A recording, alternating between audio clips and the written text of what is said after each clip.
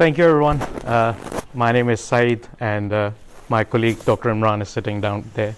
We both came all the way from UK to join all of you to present this paper. Probably a bit of a different flavor than what we have been discussing this morning, but I'm sure it will be a little interesting for you. So the topic that we are discussing is about the circular business models in context of the environmental change and small medium enterprises, how they can catch up with the circular business models while using generative AI. So with this question, we have been conducting this study. And the context that we are trying to investigate is about the environmental change. So IPCC, Intergovernmental Panel on Climate Change, which is a UN body, its sixth report, which came out in Feb this year, says that we humans have a narrowing window of opportunity to survive on this planet, right? And COP, Conference of Parties, which is like the biggest conference where the world leaders from around the world get together. It's 28 years we have been organizing this conference, was held last year in Middle East.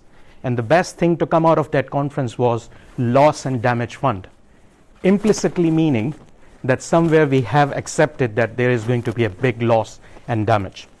And now we are trying to arrange the first aid, how to deal with it, right? So in that context, we know that time is very less and we have to take quick actions to fix this issue, although we know it's a bit late.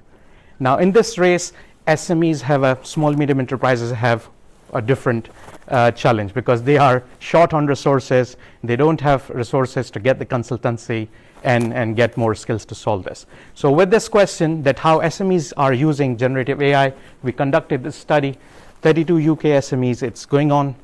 We have conducted interviews with them. Initial data findings I'm going to share with you today. We have used the Joya method, which is a bit more structured technique to find the findings from the qualitative data.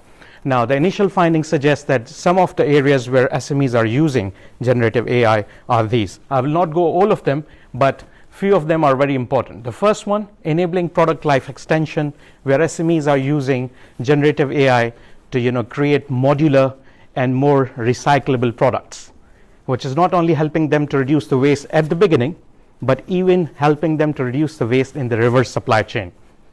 Thank you.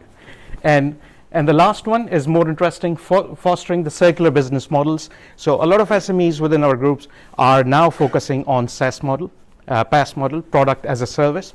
So shifting the focus from the product ownership towards product usage among the consumers. Once again, increasing the usage of the product and reducing waste. I think this is the most interesting part of this research yet to come out. It's about what are the challenges for them so far. The very first one is about the uncertainty around the regulatory and financial landscape. Recently, you might have seen that Meta has announced that they will not release their new Llama model in the EU, and quoting the unpredictable behavior of the regulators.